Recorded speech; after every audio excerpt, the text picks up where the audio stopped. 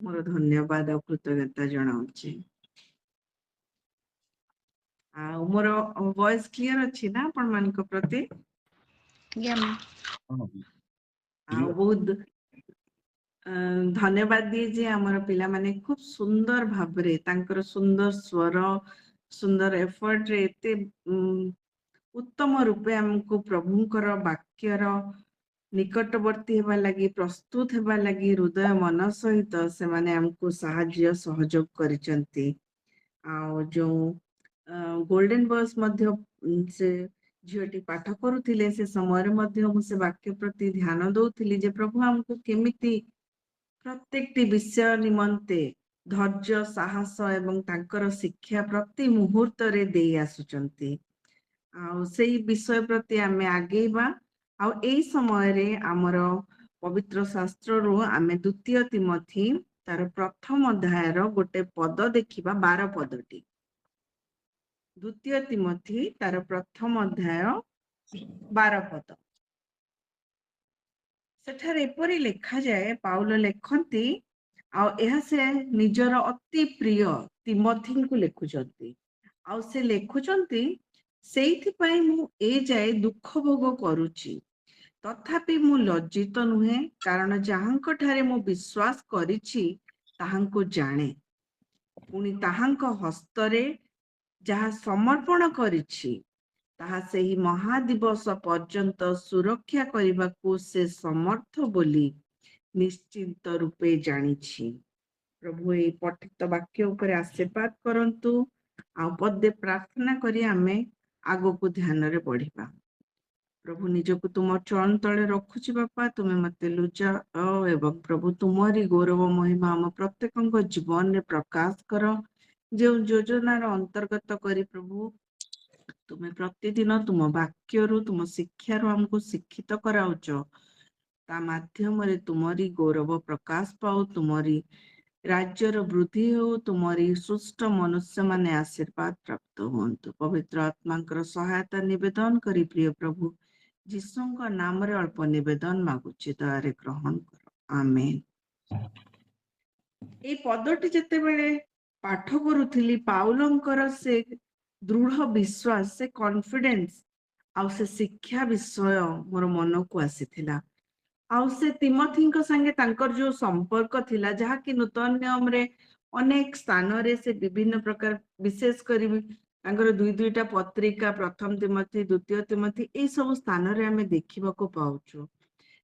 ସେ ବିଭିନ୍ନ ସମୟରେ ବିଭିନ୍ନ ଭାବରେ ତିମୋଥୀଙ୍କୁ ତାଙ୍କର ଭବିଷ୍ୟତ ଈଶ୍ୱରଙ୍କ ସେବା କାର୍ଯ୍ୟ ନିମନ୍ତେ, ଈଶ୍ୱରଙ୍କ ସହିତ ତାଙ୍କ ସଂଯୁକ୍ତ ଜୀବନ ନିମନ୍ତେ ସେ ବିଭିନ୍ନ ଭାବରେ ତାଙ୍କୁ ସାହାଯ୍ୟ କରୁଥିଲେ, ଶିକ୍ଷିତ କରୁଥିଲେ, ଉତ୍ସାହିତ କରୁଥିଲେ, ଯାହାକି ଆମ ପ୍ରତ୍ୟେକର ଜୀବନରେ ବହୁତ ଆବଶ୍ୟକତା ରହିଥାଏ। ଆଉ ତା ଦ୍ୱାରା ଆମେ ଯୋଉ ଆଶୀର୍ବାଦ ପ୍ରାପ୍ତ ହୋଇଥାଉ, ଆମେ ଯେ ତାହା ଆମ ନିଜ ନିମନ୍ତେ କେବଳ ସୀମିତ ରଖିବା ତାହା ନୁହେଁ, ମାତ୍ର ତଦ୍ୱାରା ଅନ୍ୟମାନଙ୍କୁ କେମିତି ଆମେ ଆଶୀର୍ବାଦର ଅଂଶୀ କରାଇ ପାରିବା, ସେ ସ୍ୱର୍ଗ ରାଜ୍ୟର ଅଧିକାରୀ କରାଇ ପାରିବା, ପ୍ରଭୁଙ୍କର ପରିଚୟ ଦେଇପାରିବା, ତାଙ୍କ ସନ୍ତାନ ସନ୍ତତି ହେବାର ଅଧିକାର ପାଇପାରିବାରେ ସହଯୋଗ କରିପାରିବା, ସେ ବିଷୟ ମୋ ମନକୁ ଆସିଥିଲା। ଆଉ ଏଇ ସମୟରେ ମୁଁ ଆମର ଏଇ ଫେଲୋशिप ଲାଗି, ଏଇ ସହଭାଗିତା ଯେତେବେଳେ ଆଶିଷ ଧାରା ବିଷୟରେ ଚିନ୍ତା କରୁଥିଲି, ଅନେକ ଦିନ ମାସ ହବ, ମୁଁ ଏକ୍ସାକ୍ଟ କହିପାରିବିନି କେତେ ସମୟ ହେଲାଣି ଭାଇ ଏ ସୁନ୍ଦର ଫେଲୋशिप ଟା ଆରମ୍ଭ କରିଛନ୍ତି। ଆଉ ତା ବ୍ୟତୀତ ଆଉ ଗୋଟେ ସହଭାଗିତାରେ ମଧ୍ୟ ସେ ନେତୃତ୍ୱ ନିଅନ୍ତି, ଅନେକଙ୍କୁ ପ୍ରଭୁଙ୍କର ସେ ଉତ୍କୃଷ୍ଟ ବିଷୟର ଅଂଶୀ କରାଇଥାନ୍ତି। ବୀରେନ୍ଦ୍ର ଭାଇଙ୍କର ଏଇ ଯୋଉ ପ୍ରୟାସ ରହିଛି, ତାହା ମୋ ମନକୁ ବହୁତ ସ୍ପର୍ଶ କରିଥାଏ। ଅନେକ ଜଣଙ୍କୁ କେବଳ ଯେ ନିଜେ ଶିକ୍ଷା ପାଇଲି ତାହା ନୁହେଁ, ଅନେକଙ୍କୁ ସେ ଆଶୀର୍ବାଦର ଅଂଶୀ କରାଇବାକୁ ସେ କଠିନ ପରିଶ୍ରମ କରିଥାନ୍ତି। ଆଉ ପ୍ରଭୁ ନିତାନ୍ତ ଭାବରେ ତାଙ୍କୁ ଆଶୀର୍ବାଦ କରିବା ସଙ୍ଗେ ସଙ୍ଗେ ତାଙ୍କ ପରିବାର, ତାଙ୍କ ପ୍ରିୟଜନ ଓ ଯୋଉମାନଙ୍କ ନିମନ୍ତେ ପ୍ରଭୁ ତାଙ୍କୁ ଏ ବୋଝ ଦେଇଛନ୍ତି, ସେମାନଙ୍କୁ ମଧ୍ୟ ଆଶୀର୍ବାଦର ଅଂଶୀ କରାଉଛନ୍ତି। ସେଥିଲାଗି ଭାଇଙ୍କୁ ବହୁତ ଧନ୍ୟବାଦ ଦଉଛି। ଆଉ ଧନ୍ୟବାଦ। ପ୍ରଭୁ ଆପଣଙ୍କୁ ବହୁତ ଆଶୀର୍ବାଦ କରନ୍ତୁ। ଆଉ ଟା ଆମ ନିମନ୍ତେ ଏକ ଜ୍ୱଳନ୍ତ ଉଦାହରଣ। ଆଜି ଯୋଉ ଉଦ୍ଦେଶ୍ୟରେ ଏଇ କ୍ଷୁଦ୍ର ଚିନ୍ତା ଏଇ ଶିକ୍ଷାଟା ମୁଁ ରଖିବାକୁ ଯାଉଛି, ସେଇଟା ସେ ପାଉଲ ଆଉ ତିମୋଥୀଙ୍କ ସମ୍ପର୍କ ଆଉ ତାଙ୍କର ଶିକ୍ଷାର ସଙ୍ଗେ ସଙ୍ଗେ ଆମେ ଯେଉଁ ସହଭାଗିତାର ଅଂଶୀ ହଉଛୁ, ପ୍ରତିଦିନ ବିଭିନ୍ନ ଶିକ୍ଷାର ଆମକୁ ସୁଯୋଗ ମିଳୁଛି, ଆମେ ତାର କଣ କରୁଛୁ? ଆମେ ଜାଣୁ ଆଜିର ପରିସ୍ଥିତି ଜଗତରେ ଅତି ମାନେ ଭୟଙ୍କର ହେଇସାରିଛି, ଅତି ଦୁଃଖଦ ହେଇସାରିଛି। ଜୀବନର ଏଠି ମଣିଷ ଜୀବନର କୌଣସି ମୂଲ୍ୟ ନାହିଁ। ପାପ ତାର ପୂର୍ଣ୍ଣ ଶକ୍ତିରେ ସମସ୍ତଙ୍କୁ ଗ୍ରାସ କରିଛି। ସମସ୍ତେ ପାପର ପଥରେ, ଅନ୍ଧକାରର ପଥରେ, ବିନଷ୍ଟର ପଥରେ କିଛି ନ ଭାବି ଚିନ୍ତିକି ଆଗେଇ ଚାଲୁଛନ୍ତି। ଆଉ ତତ୍ ସଙ୍ଗେ ସଙ୍ଗେ ଜୀବନର ମୂଲ୍ୟ କିଛି ନାହିଁ। କେତେବେଳେ ଯେ ଜୀବନ ସରିଯିବ ତା ଲାଗି କାହାର ଚିନ୍ତା ନାହିଁ। ହୁଏତ ଯଦି ବି କିଏ ଚିନ୍ତା କରୁଥାନ୍ତି, ସେମାନେ ଏଇ ସାମୟିକ ଅଳ୍ପ କିଛି ସମୟ, ଯେତିକି ସମୟ ସେମାନେ ଜଗତରେ ରହିବେ ତା ଲାଗି କିଛି ନା କିଛି ନିଶ୍ଚୟ ସମସ୍ତେ ଚେଷ୍ଟା କରୁଛନ୍ତି। ହୁଏତ ଅଧିକ ଭାବରେ ନିଜ ଜୀବନ ଶୈଳୀକୁ ଉତ୍ତମ କରିବାକୁ ଚେଷ୍ଟା କରୁଥାଇ ପାରନ୍ତି। ପିଲାମାନେ ଆହୁରି ଭଲ ପାଠ ପଢି ଆହୁରି କ୍ୟାରିୟରରେ ଭଲ କରିବାକୁ ଇଚ୍ଛା କରିପାରିଥାନ୍ତି। ପରିବାରର ବଡ ମାନେ, ବାପା ମା ମାନେ ତାଙ୍କ ପରିବାରକୁ ଉତ୍ତମ ଜୀବନ ଦେବା ଲାଗି ଚେଷ୍ଟା କରିପାରିଥାନ୍ତି। ଏଇ ପ୍ରକାର ସମସ୍ତେ ହୁଏତ ଚିନ୍ତା କରୁଥାଇ ପାରନ୍ତି ଯେ ହଁ, ଏଇ ବ୍ୟବସ୍ଥାଟା ଯଦି ମୁଁ କରିଦେବି ତାହେଲେ ମୋ ଜୀବନରେ ଆଉ କିଛି ଅସୁବିଧା ରହିବନି। ଏଇ ଚାକିରିଟା ଯଦି ମୁଁ କରିଦେବି ତାହେଲେ ମତେ ଆଉ କିଛି ଜୀବନରେ ଅସୁବିଧାର ସମ୍ମୁଖୀନ ହବନି। କିମ୍ବା ଏଇ ପ୍ରକାରେ ଯଦି ମୁଁ ମୋର ଇନ୍ସୁରାନ୍ସ କରିଦେବି ମୋର କିଛି ଅସୁବିଧା ହବନି। ଏଇ ପ୍ରକାର ଅନେକ ଯୋଜନା ଜଗତରେ ଅଳ୍ପ ଯୋଉଟା ଟେମ୍ପରାରୀ ତା ଲାଗି ଆମେ ହୁଏତ ମନୋଯୋଗୀ ହେଇଥାଇପାରୁ, ମାତ୍ର ତାହାର ବି ଗୋଟେ ପରିସୀମା ରହିଛି। ପ୍ରଭୁ ସେ ସମୟ ନିର୍ଦ୍ଧାରଣ କରିସାରିଛନ୍ତି। ଆମ ପ୍ରତ୍ୟେକ ଲାଗି ଗୋଟେ ଫୁଲ ଷ୍ଟପ୍, ଗୋଟେ ପୂର୍ଣ୍ଣଚ୍ଛେଦର ସମୟ ରହିଛି। ଆଉ ତାପରେ ଆମ ଲାଗି କଣ ରହିଛି? ଆମେ ତା ଲାଗି କେତେ ବୋଝଗ୍ରସ୍ତ ଅଛୁ ବ୍ୟକ୍ତିଗତ ଭାବରେ ନିଜ ନିମନ୍ତେ ଏବଂ ତତ୍ ସଙ୍ଗେ ସଙ୍ଗେ ଆମ ପାରିପାର୍ଶ୍ୱରେ ଥିବା, ଆମ ଆଖପାଖରେ ଥିବା ଆମର ବନ୍ଧୁ, ଆମ ପରିଜନ, ଆମର ପ୍ରିୟଜନ, ଆମ ନିଜ ରିଲେଟିଭ ମାନେ, ଆମ ସାଙ୍ଗମାନେ, ଆମ ସାଇ ପଡିଶା ମାନେ, ଯାହାକୁ ଆମେ ହୁଏତ ବହୁତ ଭଲ ପାଇଥାଉ, ତାଙ୍କ ସାଙ୍ଗେ ସମୟ ଅତିବାହିତ କରିବା, ତାଙ୍କର କେମିତି ଭଲ ହଉ ସେ ବିଷୟ ଚିନ୍ତା କରିବା, ତାଙ୍କ ଲାଗି ବିଭିନ୍ନ ଭାବରେ ଉତ୍ତମ ବିଷୟ ଆମେ ଚାହିଁଥାଉ। ମାତ୍ର ତାଙ୍କର ବି ଗୋଟେ ଶେଷ ସମୟ ରହିଛି। ତାପରେ ତାଙ୍କ ଲାଗି କି ବ୍ୟବସ୍ଥା କରିପାରିବାରେ ଆମେ ସେମାନଙ୍କୁ ସାହାଯ୍ୟ ସହଯୋଗ କରୁଛୁ। ଆଉ ଏଇ ସମୟରେ ପାଉଲଙ୍କର ଯୋଉ ଶିକ୍ଷା ସେ ତିମୋଥୀଙ୍କ ଜୀବନରେ ସେ ଯେ ତାର ଆରମ୍ଭ କରିଛନ୍ତି ତା ନୁହେଁ। ପାଉଲ ଏଠି ତିମୋଥୀଙ୍କ ଜୀବନରେ ଏପରି ଗୋଟେ ସମୟରେ ପରସ୍ପରର ସେମାନେ ପରିଚୟ ପାଇଛନ୍ତି ଯେତେବେଳେ ତିମୋଥୀ ଅଲରେଡି ପ୍ରଭୁଙ୍କୁ ଜାଣିଛନ୍ତି। ଆଉ ସେ ବିଶ୍ୱାସରେ ସେ ବଢି ଚାଲିଛନ୍ତି। ପାଉଲ ମଧ୍ୟ ସେଥିରେ ତାଙ୍କୁ ସାହାଯ୍ୟ କରୁଛନ୍ତି। ଆଉ ପାଉଲ ସେଥିପାଇଁ ତାଙ୍କୁ ଖୁବ ସୁନ୍ଦର ଭାବେ ପ୍ରଶଂସା କରୁଛନ୍ତି, ପ୍ରଭୁଙ୍କୁ ଧନ୍ୟବାଦ ଦଉଛନ୍ତି। ଏବଂ ଯୋଉମାନଙ୍କ ମାଧ୍ୟମରେ ତିମୋଥୀ ଆଜି ବିଶ୍ୱାସରେ ଏଇ ଜାଗାରେ ପହଞ୍ଚି ପାରିଛନ୍ତି, ସେଥିଲାଗି ତାଙ୍କର ଆଈ ଏବଂ ତାଙ୍କ ମାଙ୍କୁ ସେ ପ୍ରଶଂସା କରୁଛନ୍ତି ଯେ ସେ ବିଶ୍ୱାସ ପ୍ରଭୁ ଯୀଶୁ ଖ୍ରୀଷ୍ଟଙ୍କ ଠାରେ ଯୋଉ ବିଶ୍ୱାସ ମୁଁ ସେମାନଙ୍କ ଜୀବନରେ ଦେଖିଥିଲି ଆଜି ତୁମ ଜୀବନରେ ଦେଖୁଛି। ଆଉ ଯୋଉଟା କି ଆମେ ଦ୍ୱିତୀୟ ତିମୋଥୀ ତାର 1ମ ଅଧ୍ୟାୟ 5 ପଦରେ ପାଇବା। ପାଉଲ ଅତି କ୍ଲିୟରଲି ସେଠାରେ ଲେଖୁଛନ୍ତି ଆଉ ପ୍ରଶଂସା କରନ୍ତି ଯେ ସେମାନଙ୍କ ଜୀବନରେ ଯୋଉ ବିଶ୍ୱାସ ମୁଁ ଦେଖିଥିଲି ଗତ ଦିନ ମାନଙ୍କରେ, ଆଜି ତୁମ ଜୀବନରେ ସେ ବିଶ୍ୱାସ ମୁଁ ଦେଖୁଛି। ଆଉ ଆମ ଜୀବନରେ ବି ହୁଏତ ଆମେ ପ୍ରଭୁ ଯୀଶୁ ଖ୍ରୀଷ୍ଟଙ୍କ ସାଙ୍ଗରେ ଆମ ସମ୍ପର୍କ ବହୁତ ଉତ୍ତମ ଥାଇପାରେ। ଆମେ ଅତି ଭଲ ବିଶ୍ୱାସୀ ହେଇଥାଇପାରୁ, ବିଶ୍ୱସ୍ତ ବିଶ୍ୱାସୀ ହେଇଥାଇପାରୁ, କିନ୍ତୁ ଯେମିତି ମୁଁ ପ୍ରଶ୍ନ କରିଲି, ଆମର ଏ ବିଶ୍ୱାସ ଯଦି ଆମେ ଜୀବିତ ଅଛୁ ଆମର ପାରିପାର୍ଶ୍ୱରେ ଥିବା ପ୍ରତ୍ୟେକଙ୍କ ପ୍ରତି ତାହା କିପରି ଆଦର୍ଶ ସ୍ୱରୂପ ହେଇପାରିଛି। ଆଉ ସେଥିଲାଗି ଆମେ ଏଇ ବିଷୟଟା ପ୍ରତ୍ୟେକ ଯାହା ପାଖରେ ବାଇବେଲ ଅଛି ଟିକେ ଦୟାକରି ଦେଖିବେ। 1ମ ତିମୋଥୀ ତାର 4 ଅଧ୍ୟାୟ 8 ପଦ ଆମେ ଆଗେ ଦେଖିବା। ସେଠାରେ ଏପରି ଲେଖାଯାଏ ଯେ ଶାରୀରିକ ବ୍ୟାୟାମ କେତେକାଂଶରେ ଲାଭଜନକ, କିନ୍ତୁ ଈଶ୍ୱର ପରାୟଣତା ସବୁ ବିଷୟରେ ଲାଭଜନକ। ଏଥିରେ ଇହ ତଥା ପର ମାନେ ଉଭୟ ଜୀବନ ପାଇଁ ପ୍ରତିଜ୍ଞା ରହିଛି। ମାନେ ଆମେ କାହିଁକି ଆ ପ୍ରତି ଧ୍ୟାନ ଦେବା ସେ ବିଷୟ ପାଉଲ ଏଠି ତାଙ୍କୁ ବତଉଛନ୍ତି।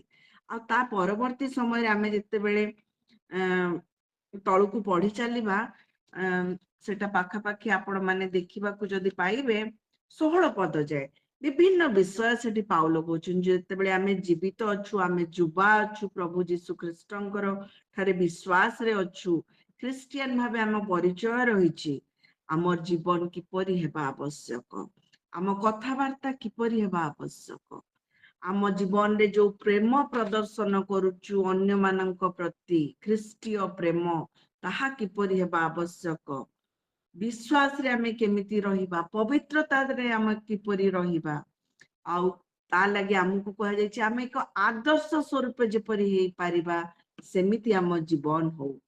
ଆଉ ତା ପର ଭାଗରେ ଆମେ ଦେଖୁଛୁ କଣ କଣ କରିବାକୁ ହବ, ସେ ଖୁବ ସୁନ୍ଦର ଭାବରେ ଶିକ୍ଷା ଦଉଛନ୍ତି ପରବର୍ତ୍ତୀ ପଦ ଗୁଡିକରେ। ଶାସ୍ତ୍ର ପାଠରେ ଆମେ କେମିତି ରହିବା, ଆଉ ଖାଲି ନିଜେ ରହିବାନି, ଆମେ ଅନ୍ୟମାନଙ୍କୁ ମଧ୍ୟ ଶିକ୍ଷା ଦେବାରେ, ତାଙ୍କୁ ଶିଖେଇବାରେ, ତାଙ୍କୁ ବଢେଇ ପାରିବାରେ ସହଯୋଗ କରିବାକୁ ମଧ୍ୟ ତତ୍ପର ରହିବାକୁ ପାଉଲ ଏଠାରେ କହୁଛନ୍ତି। ଆଉ ସେ ହେଳା ଯେପରି ଆମେ ନ କରୁ, ସତର୍କତା ମଧ୍ୟ ଅବଲମ୍ବନ କରିବାକୁ କହୁଛନ୍ତି। ତାପରେ ଯେତେବେଳେ ଆମେ 15 ପଦ ଏବଂ 16 ପଦ ଆମେ ଦେଖିଥାଉ, 16 ପଦଟା ବିଶେଷ କରି 15 ପଦଟା ଆମକୁ ଏଇଥିପାଇଁ କୁହାଯାଇଛି ଯେ ଆମକୁ ଗୋଟେ ଥର କେବଳ କରିକି ଓହରି ଯିବାର ନାହିଁ, ପଛକୁ ଘୁଞ୍ଚି ଯିବାର ନାହିଁ, ହଁ ମତେ କୁହାଯାଇଥିଲା ମୁଁ ଥରେ କରିଦେଲି ଯଥେଷ୍ଟ, ସେଇଆ କହୁନାହାନ୍ତି ପାଉଲ। ଅଭ୍ୟାସ, ଅଭ୍ୟାସ ମାନେ ପ୍ରତିଦିନ ଯେତେବେଳେ ସୁଯୋଗ ମିଳୁଛି ଆମେ ଯଦି କରିଚାଲିବା ସେଇଟାକୁ ଅଭ୍ୟାସ, ପ୍ରାକ୍ଟିସ ବୋଲି ଯାହାକୁ ଆମେ କହିଥାଉ।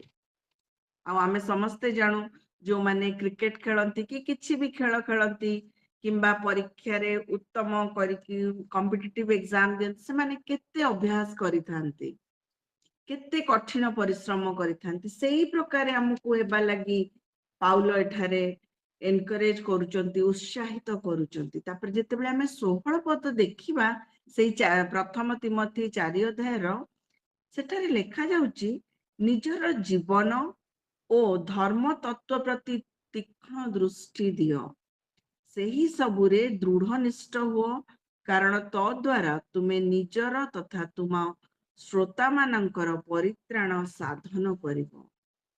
ଏଠାରେ ପାଉଲ ତିମୋଥୀଙ୍କୁ ଯୋଉ ବିଷୟଟି ଶିକ୍ଷା ଦଉଛନ୍ତି, କେବଳ ତାଙ୍କର ବ୍ୟକ୍ତିଗତ ଜୀବନ ନିମନ୍ତେ ନୁହେଁ, ତାଙ୍କର ଏଇ ମିଳିତ ଅଭିଯାନରେ ଅନ୍ୟମାନଙ୍କ ଜୀବନରେ ଯେ ପରିତ୍ରାଣ ସାଧନ ହେଇପାରିବ, ଯୋଉଟା କି ଈଶ୍ୱର ଆମ ପ୍ରତ୍ୟେକ ଖ୍ରୀଷ୍ଟ ବିଶ୍ୱାସୀଙ୍କ ଠାରୁ ଆଶା କରନ୍ତି ଯେ ଆମେ ତାର ଆଜ୍ଞାବହ ହଉ ଆଉ ସେଇ ପ୍ରକାର କାର୍ଯ୍ୟ କରୁ ବୋଲି। ଆଉ ଯେତେବେଳେ ସେଇ ବିଷୟ ଗୁଡିକୁ ମୁଁ ଦେଖୁଥିଲି, ଗୋଟେ ସୁନ୍ଦର ଘଟଣା ଯୋଉଟା କି ଇତିହାସରେ ହୁଏତ ଆପଣମାନଙ୍କ ସାଙ୍ଗରେ ଜାଣିଥିବେ, କିନ୍ତୁ ମୁଁ ଆପଣମାନଙ୍କ ସାଙ୍ଗେ କହିବାକୁ ଚାହିଁବି। ଏଇଟା ହଉଛି 1912 ମସିହାର କଥା। ଯଦି ଆପଣ ମାନେ ଇଚ୍ଛା କରିବେ, କେତେ ଜଣ ହୁଏତ ଶୁଣିଥିବେ କିମ୍ବା ଗୁଗୁଲରେ ମଧ୍ୟ ଆପଣ ଦେଖିପାରିବେ। ଆପଣ ସମସ୍ତେ ଟାଇଟାନିକ ଜାହାଜ କଥା ନିଶ୍ଚୟ ଜାଣିଥିବେ। ତା ଉପରେ ସେଟା ଇତିହାସର ଗୋଟେ ଏମିତି ଘଟଣା, ଆଉ ଏମିତି ଗୋଟେ ମାନେ ଚିତ୍ର କିମ୍ବା ଗୋଟେ ଏମିତି ଜାହାଜ ଯାହା ସାଙ୍ଗରେ ଅନେକ କିଛି ଉତ୍ତମ ବିଷୟ ଏବଂ ଅନେକ କିଛି ଦୁଃଖଦ ବିଷୟ ଯୋଡି ହେଇଛି। ଆଉ ସେ ଟାଇଟାନିକ ଜାହାଜ ଯେତେବେଳେ ସେଇ ସମୟରେ ତିଆରି କରାଯାଇଥିଲା, ତାର 3ଟି ମୁଖ୍ୟ ବିଷୟ ଲକ୍ଷ୍ୟ କରାଯାଇଥିଲା ଏବଂ ଦାବି କରାଯାଇଥିଲା। ପ୍ରଥମଟି ହେଲା ଯେ ଆଜି ଯାଏ ସେତେ ବିରାଟ ଆଉ ସେତେ ମହାନ ଯଦି କହିବା ଜାହାଜ, ମାନେ ସମୁଦ୍ର ମଧ୍ୟରେ ସେମିତିକା ଗୋଟେ ଯୋଉ ଜାହାଜ ତିଆରି ହେଇନଥିଲା। ଆଉ ସେଟା ଯେ କେବଳ ବଡ ଥିଲା ତା ନୁହେଁ, ମାତ୍ର ସେଠି ସବୁ ସୁଖ ସୁବିଧାର ବ୍ୟବସ୍ଥା କରାଯାଇଥିଲା। ବହୁତ ତାର ଟିକେଟ ପାଇବା ବହୁତ ଦାମୀ ଥିଲା, ଯୋଉଟା କି ମାନେ ଧନୀ ବ୍ୟକ୍ତି ମାନଙ୍କ କ୍ଷେତ୍ରରେ ମଧ୍ୟ କଷ୍ଟକର ହେଇଯାଇଥିଲା ସେଥିର ଟିକେଟ କିଣିକି ଯାତ୍ରା କରିବା ଲାଗି। आउ तापरे सेटा प्रथम विषय थिला जे सेई जहाज तयारी करबा गोटे एमिति अचीवमेंट जहा कि सफलतार गोटे चूड़ांत चिन्ह एते बड़ विषय केबे घटी नथिला पानी ऊपर गोटे जदि इतिहास को आमे देखू। द्वितीय विषय थिला तार गोटे जे तयारी करिथिले प्लान करिथिले बनेइथिले से सब विषयर दायित्व रे थिले से ग्यारंटी देइथिले आ तांकर ग्यारंटी रो विषय एटा थिला जे ए जहाज पानी समुद्र मध्य रे एपरि भाबे तयारी हेछि जे याहार कोनोसी असुविधा हबनी दुर्घटना हबनी आउ किछि भी एथिरे प्रॉब्लम हबो नाही। आ तृतीय विषय थिला सेई द्वितीय दाबी उपरे ग्यारंटी उपरर तृतीय पॉइंट विषय जोटा थिला तांकर सेटा जेहेतु एथिरे किछि असुविधा हबनी असुविधारू वर्तिबार किंबा बंचिबार किछि व्यवस्था करि नथिले काना से पूरा दृढ़ विश्वास तांकर थिला ए जहाज केवल समस्तंकु सबुठु लग्जरियस सबुठु उत्तम यात्रार अनुभूति प्रदान करिवो सबुठु दामी यात्रार अनुभूति प्रदान करिवो माने बड़ बड़ धनी बिजनेसमैन माने भी जोटा जीवन रे केबे अनुभव कर नथिबे सेपरि अनुभूति आमे समान को दबु काना एठी सबु विषय अति सुरक्षित मात्र एई समस्त सत्वे बहुत कष्ट रे किछि लोक माने जदि आमे कहबा पाखा पाखी 2208 जण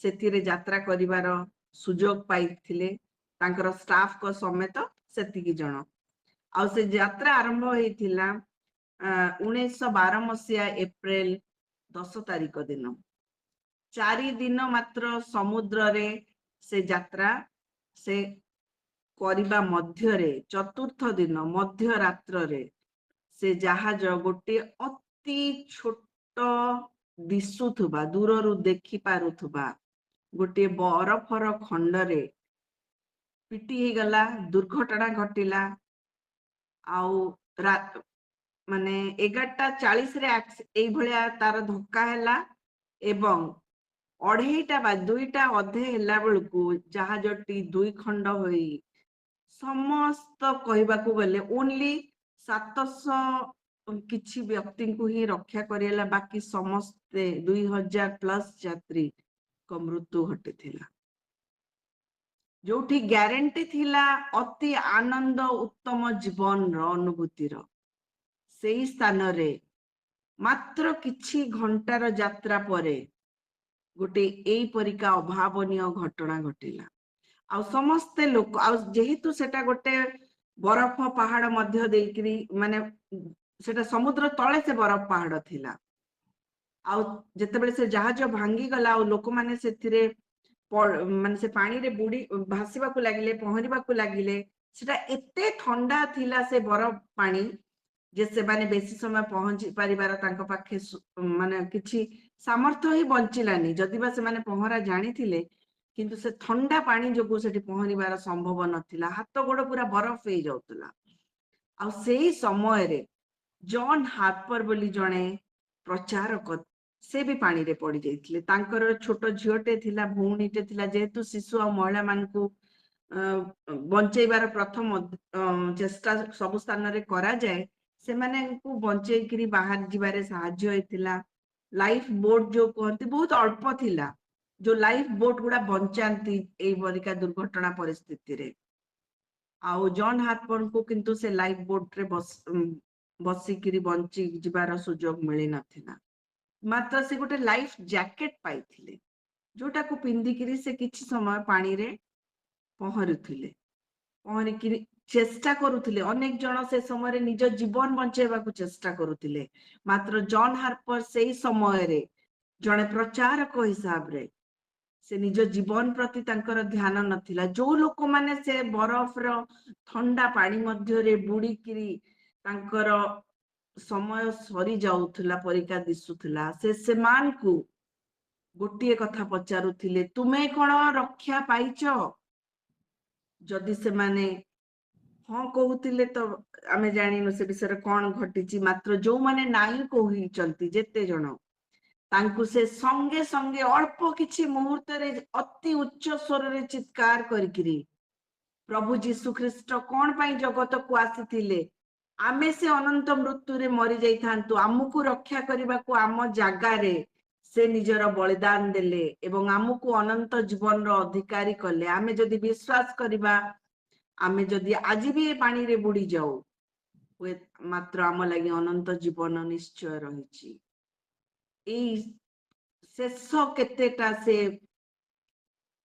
चेतावनी शिक्षा पाई शिक्षा से पानी रे बरफ पानी रे बुड़ी जीवा पूर्व से कही थिले अन्य मानक संगे तार अंशी कराई थिले ता मध्यरु से गोटे व्यक्ति को हठात दूर देखुचंती से लोक प्राणपणे बुड़ी जीवा को बुड़ी जाउची आ पहरी पारुनी से निजर लाइफ जैकेट काढी तांको आड़ को फोपाड़िले जे तुमे तो पिंधि दियो तुमे आउ तुमर जीवन को बंचेबा को चेष्टा करो कहीं ना मु जाने मो जीवन मु केउ स्थान रे सुरक्षित करिछि मो विश्वास रो भित्तिभूमि किए आउ सेही समय रे तांकर से चिंताधारा को मते पाउलंकर से वाक्य मने पड़िला जोटा कि आमे द्वितीय तिमोथी तार प्रथम अध्याय 12 पद रे कहू पाउल जो कहउचंती आज हुए तो मो एक कष्टकर परिस्थिति रे अछि मात्र मु जाने मु काहाठारे विश्वास करूची मु काहाकु मो जीवन समर्पण करिची